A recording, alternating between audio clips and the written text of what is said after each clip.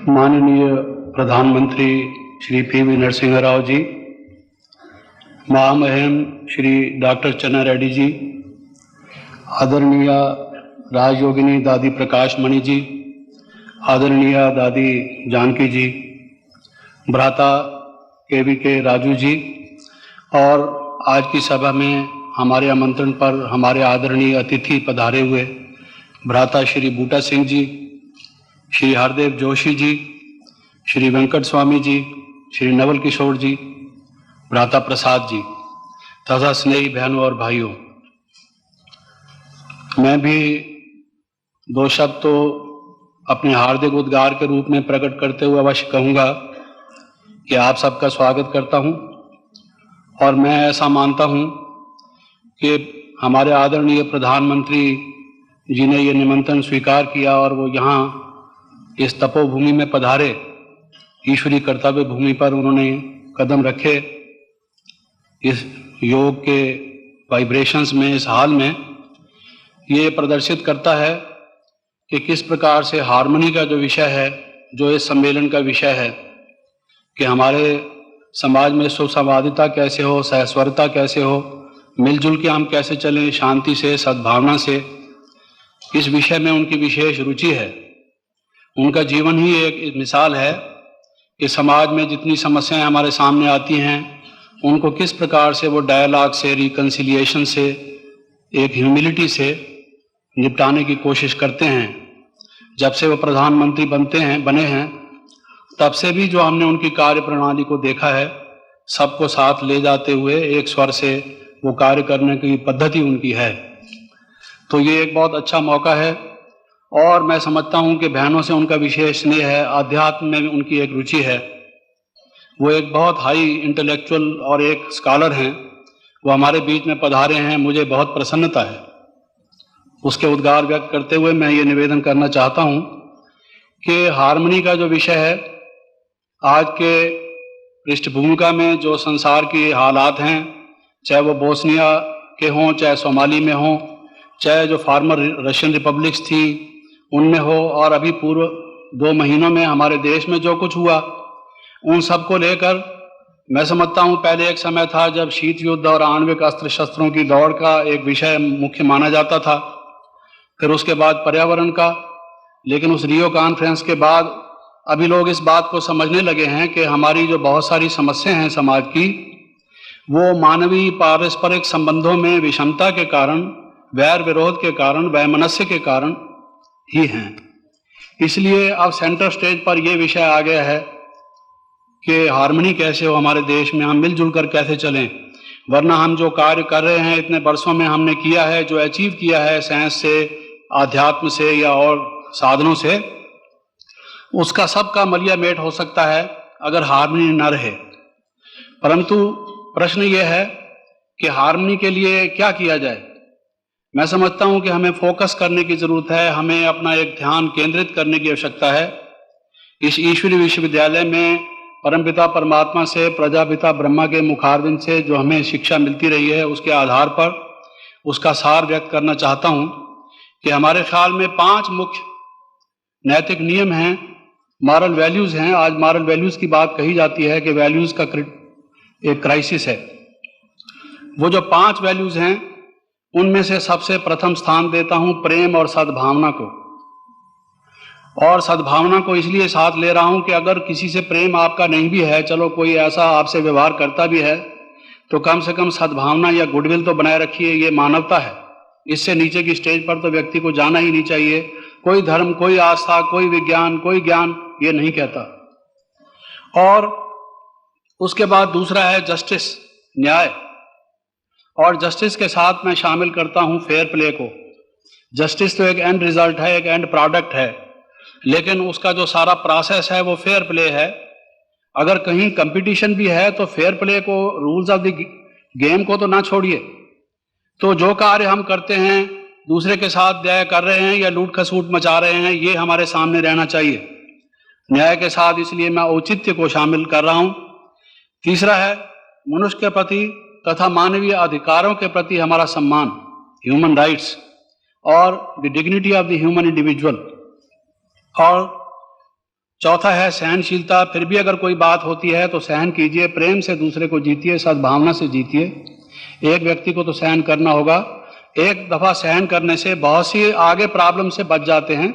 महसूस तो ऐसा होता है कि अभी कुछ कर डालना चाहिए, लेकिन सहन करना ही देखा गया है कि एक बहुत बड़ा सद्गुण है। और पांचवा है अहिंसा में दृढ़ आस्था और उसके प्रति प्रतिबद्धता, हमारी कमिटमेंट टू नॉन वायलेंस, कि अगर हमारे कोई डिफरेंसेस भी होंगे, हमारे कोई सेल्फ इंटरेस्ट भी होंगे, हमारे कोई कॉन्फ्लिक्ट्स भी होंगे, तो हम उसको रिजॉल्व करेंगे नॉन वायलेंस से। तो मैं ये निवेदन करना चाहता हूँ, ये बेसिक वैल्यूज हैं। और जो दूसरी बहुत सी वैल्यूज कही जाती हैं कि हम स्पिरिट ऑफ रिकंसिलिएशन हो, कोएग्जिस्टेंस हो, सेक्युलरिज्म हो, डेमोक्रेसी हो, मैं समझता हूँ क्योंकि समय की सीमा है इसलिए उनके विस्तार में ना जाते हुए सार में ये कहना चाहता हूँ कि ये वो सब मूल्य इससे उपजते हैं। जब आप मानव राइट्स के प्रति और मानव के व्यक्तित्व के प्रति आप सम्मान करते हैं तो नेचुरली आप उसके धर्म और उसकी आस्था के प्रति भी सम्मान करते हैं। सेक्युलरिज्म का तो ये प्राण है। और फिर अगर आप नॉन वायलेंस से कमिटेड हैं और साथ साथ रूल ऑफ द लॉ में आप बिलीव करते हैं तो बाकी सब बातें कोएग्जिस्टेंस, रिकंसिलिएशन वगैरह आ जाते हैं। और मैं समझता हूं कि ये हार्मनी के लिए अति आवश्यक है। लेकिन अगर आप इसमें एक और जोड़ना चाहें, गुण तो जितने हों अच्छा है, तो मैं समझता हूं छठवां जो नैतिक मूल्य है वो इसमें ऐड कर दें तो 6 points of national harmony, international harmony and reconciliation का एक फार्मूला हमारे सामने आ जाता है। वो 6th है concern for the well being of others. जो कुछ आप करते हैं उससे पहले ये देख लीजिए कि इससे दूसरे की फीलिंग्स को इंजरी तो नहीं होगी, उसकी हानि तो नहीं होगी। दूसरे का भला भी सोचिए। सेल्फिशनेस आजकल संसार में सर्वव्यापक है और बहुत सारी समस्याएं हमारी इसीलिए पैदा होती हैं। और अंतर्राष्ट्रीय, राष्ट्रीय, पारिवारिक और हमारे मानवीय संबंधों में एक तालमेल पैदा करने के लिए बहुत जरूरी है। महात्मा गांधी भी कहा करते कि जो कार्य आप करते हो, जो नेशनल पॉलिसी फिक्स करते हो, उससे पुअरेस्ट ऑफ द पुअर को, लोएस्ट ऑफ द लो को लाभ होगा या नहीं, ये सामने रखो। तो मैं ये समझता हूं कि जैसे अप्रैल 1955 में बांदंग में नॉन अलाइंड नेशंस ने ये एक समझौता किया था, पंचशील जिसे कहा गया था, इस प्रकार से अगर ये 5 या 6 नियम ये अब हम अपना लेते हैं और हमारे देश की हर एक पॉलिटिकल पार्टी, हर धार्मिक संस्था, हर चिंतनशील व्यक्ति से पहली बात हम ये कहते हैं कि what is your stand on this, इसके विषय में आप क्या कहते हैं। जो भी मामला है वो हम देख लेंगे, बैठ के बात करेंगे, but are you first of all committed to non violence? Do you believe in human rights? Do you want to solve problem with love, with justice?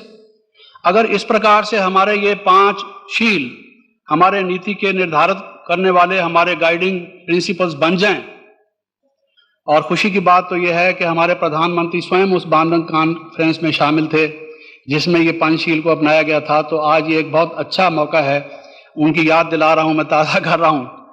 तो अगर ये हमारे सामने हो तो मैं समझता हूं, लेकिन ये सब तब आएगा जब हम ये समझें कि हम सब भाई भाई हैं। प्रेम का आध्यात्मक जब तक हमारा ओरिएंटेशन नहीं होगा, प्रेम किस आधार पर? प्रेम तो किसी संबंध में होता है कि हम सब उस एक परमपिता परमात्मा की संतान हैं, आपस में भाई भाई हैं, हम सब आत्मा हैं। हमने एक दूसरे के भलाई करनी है, एक दूसरे की समस्या को हल करना है, कोऑपरेट करना है, ये उसका आधार होगा। जब इस तरह से हम उसको अपनाएंगे तो मैं समझता हूं कि निश्चय रूप से हम देश में एक नई हवा, नई फिजा, नया माहौल, एक नया वातावरण पैदा करने लगेंगे। समय लगता है हर एक चीज में। मैं ये नहीं कहता कि चुटकी बजाएंगे और हो जाएगा, ये कोई जादू का खेल नहीं है। लेकिन हमारे जो बुद्धिजीवी लोग हैं, जो ओपिनियन लीडर्स हैं, अगर पहले पहले वही प्रतिबद्ध हो जाएं इन प्रिंसिपल्स के विषय में तो शुरू हो जाएगी, एक नींव पड़ जाएगी इसकी। और मुझे बहुत खुशी होगी हमारे प्रधानमंत्री जो स्वयं एक नमूना है, जिनकी लाइफ एक एग्जाम्पल है हार्मनी की, अगर वो इसकी बुनियाद डालेंगे, शुरू करेंगे, कार्य प्रणाली तो उनकी है ही ये। तो ये ईश्वरीय विश्वविद्यालय तो उसमें सहयोगी है ही। इसमें मैं समझता हूँ बहुत सी विशेषता हैं, लेकिन 7 बातों की ओर मैं आपका ध्यान आकर्षित करना चाहता हूँ। मुझे कहा गया है परिचय देने के लिए, लेकिन उसमें तो समय की जरूरत है।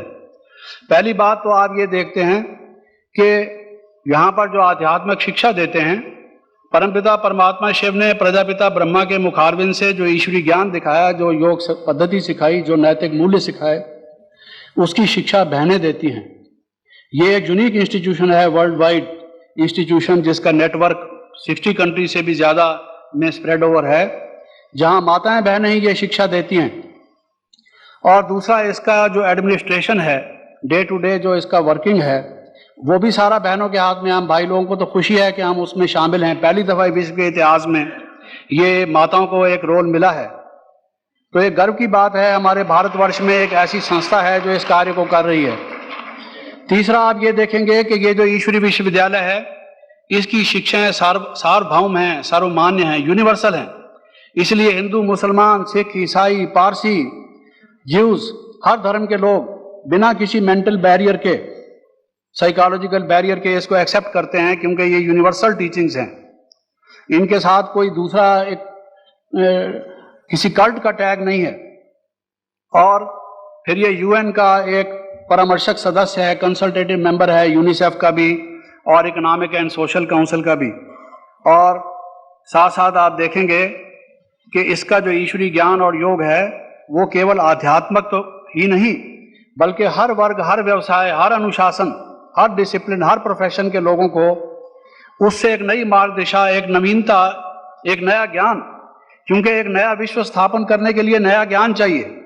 हमारे यहाँ बहुत ज्ञान विज्ञान है, लेकिन विश्व हमारा किस तरफ चल रहा है? एक ऐसी नई विचारधारा चाहिए जिससे कि समाज को एक नया मोड़ मिले, वो यहाँ है। और इसके साथ साथ ये ईश्वरी विश्वविद्यालय प्रतिबद्ध है, कमिटेड है नॉन वायलेंस में, पीस में, लव में, यूनिटी में, डिवाइन क्वालिटीज में, मेडिटेशन में, जो कि जरूरी है। सब तनावों से मुक्त मनुष्य हो जाता है जब मेडिटेशन करता है। तो इन सब के होते हुए प्रधानमंत्री जी उनसे परिचित हैं, तो मैं उनसे निवेदन करूंगा कि वो इस ईश्वरी विश्वविद्यालय की सेवाओं का, देश की सेवा में, ये ईश्वरी विश्वविद्यालय देश की सेवा में समर्पित है। ये नॉन पॉलिटिकल है, अपॉलिटिकल है, इसलिए सभी पॉलिटिकल वर्ग वालों का भी इनसे स्नेह है। तो इसका जिस प्रकार से भी, चाहे वो नेशनल इंटीग्रेशन काउंसिल में, चाहे वो इसको एक इंस्टीट्यूशन ऑफ पीस स्टडीज कह के, चाहे वो इसको एक यूनिवर्सिटी फॉर पीस कह के, एक राष्ट्रीय जो एक इंस्टीट्यूशन हो, पीस का कार्य उन्होंने देखा है किस प्रकार से लगभग पिछले 55 वर्षों से भी अधिक समय से चला आ रहा है। तो ये सेवाएं हम समर्पित करते हैं, वो जैसा ठीक समझेंगे इसका सदुपयोग करेंगे। साथ साथ मैं ये कहना चाहूँगा कि क्या ही अच्छा हो, हम होस्ट बनने के लिए तैयार हैं। अगर यहाँ पर एक ऐसा सम्मेलन किया जाए जिसमें राजनीतिक दलों के नेताओं को, धार्मिक जो संस्थान हैं उनके नेताओं को, बुद्धिजीवियों को, मीडिया वालों को, हर वर्ग के लोगों को जिनका समाज में कुछ ओपिनियन है, से है, उनको अगर यहाँ आमंत्रित किया जाए और वो यहाँ पर हम उनका आतिथ्य करेंगे, हमें सेवा का मौका मिलेगा, उनकी मेडिटेशन भी होगी, योग भी होगा, देश में एक नई फिदा होगी, तो हम समझते हैं हम उसमें शामिल होंगे। अगर उस तरह का कोई एक कार्य किया जाए, उस पर वो और हमारे राज्यपाल महोदय विचार करेंगे। अगर ऐसा हो सके तो हम समझते हैं एक नई लहर चलेगी। और ये हमारा अव्यक्त वर्ष है, जिसमें प्रजापिता ब्रह्मा को अव्यक्त हुए ये 25वां वर्ष चल रहा है। हमने इसको ईयर ऑफ हार्मनी के रूप से मनाना शुरू किया है। और अब मैं निवेदन करूंगा अपनी additional administrative head Brahma Kumari आदरणीय दादी जानकी जी को कि वो जो 6 पॉइंट फार्मूला है, वो उसका फ्रेम हमारे आदरणीय प्रधानमंत्री जी को समर्पित करेंगे। प्रधानमंत्री जी से मैं निवेदन करूंगा कि पीछे थोड़ा अगर वो देखें तो शिव बाबा का चित्र है, उनका लाइट, उनका प्रकाश उनके ऊपर है। उनके राइट हैंड साइड पर प्रजापिता ब्रह्मा का चित्र है।